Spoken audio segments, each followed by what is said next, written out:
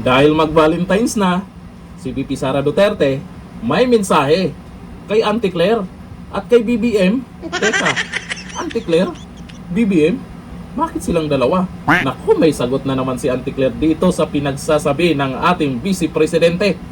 Baka may mapiko na naman dyan ha. Binati lang naman, di ba? O eto. Kay Castro, sila kay message sa lubong mo ka nagkuan. Ako naalala ko. Ay, bakit po kayo? Sige ko. Kay BBM mo, kay Claire. Message? Sa Valentine's.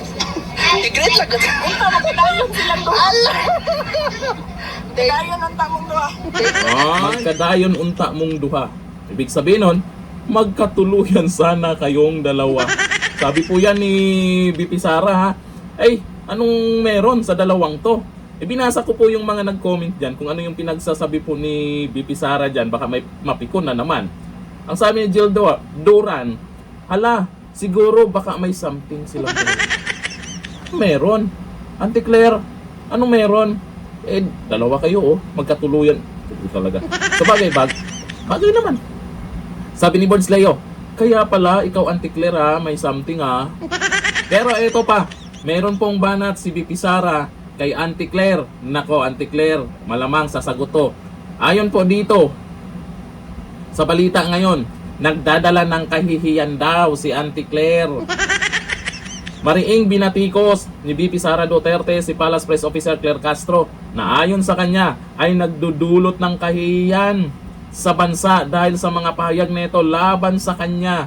Puro kasi VP Sara banat nito. Yung gigil to kay VP Sara Paano kaya Auntie Claire kung ikaw na lang tatakbong presidente sa 2028? Tapatan mo si VP Sara para magkaalaman kung kanino talaga may naniniwala dyan sa mga banatan nyo.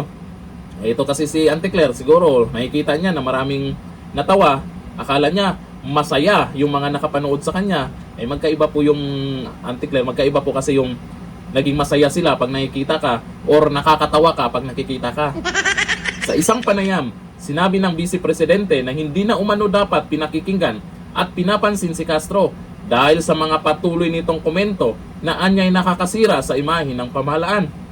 Malaki ang naitulong ni Auntie Claire dyan. Diba? Malaki ang naitulong dyan dahil kay Auntie Claire. O tingnan nyo, anyari sa trust rating ni Donyor, negative. Git ni VP Sara, hindi na raw siya nakikipag-usap sa ilang senador dahil binabantayan umano ng administrasyon ang mga opisyal na nakikisalamuha o tumutulong sa kanya. Grabe, no? Matatanda ang inuugnay ni Castro ang sitwasyon sa kontrobersyal na pahayag na just tell it to the Marines. Pinabulaan na naman ito ni VP Sara at sinabi niyang maling interpretasyon ang binigay ng Palace Press Officer sa kanyang mga pahayag. Magaling nga magaling nga na ni Auntie Claire Magaling magpatawa ba? Sabi ni Bong Martin, since pag-upo niya, umpisa na ng kahihiyan at pinagagawa niya. Tingnan nyo, nag-agree itong mga nag-comment dito. Sabi ni Obet Villela, sino maniniwala dyan kay Auntie Claire? Meron pa rin naman. Yung nagaganyan, naniniwala sa kanya. Yung mga tawang-tawa, malamang pinagtatawanan na lang siya. Hanggang dito natin,